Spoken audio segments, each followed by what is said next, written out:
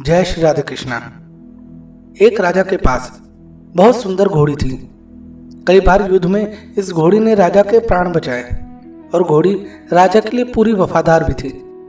कुछ दिनों के बाद इस घोड़ी ने एक बच्चे को जन्म दिया।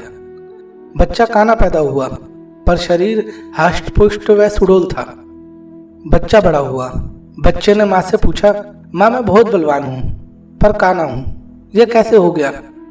इस पर वह घोड़ी बोली, बेटा जब मैं गर्भवती थी तू पेट में था, तब राजा ने मेरे ऊपर सवारी करते समय मुझे एक कोड़ा मार दिया था, जिसके कारण तू काना हो गया। यह बात सुनकर बच्चे को राजा पर गुस्सा आया और माँ से बोला, माँ इसका बदला मैं लूंगा और अवश्य लूंगा।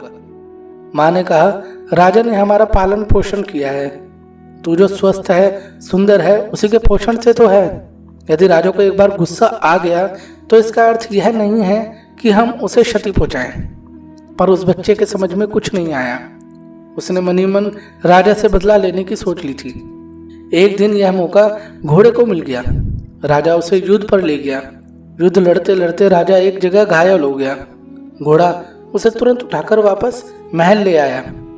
इस पर घोड़े को ताज्जुब हुआ और माँ से पूछा, माँ आज राजा से बदला लेने का अच्छा मौका था, पर युद्ध के मैदान में बदला लेने का ख्याल ही नहीं आया और ना ही ले पाया। मन ने गवारा नहीं किया। इस पर घोड़ी हंसकर बोली, बेटा तेरे खून में और तेरे संस्कार में धोखा नहीं है। तू जानकर तो धोखा दे ही नहीं सकता। तुझसे नमक हरामी हो ही नहीं सकती, क्योंकि तेरी नस्ल में तेरी माँ का ही तो अंश है। यह सत्य है कि जैसे हमारे संस्कार होते हैं वैसे ही हमारे मन का व्यवहार होता है। हमारे पारिवारिक संस्कार अब चेतन मस्तिष्क में गहरे बैठ जाते हैं।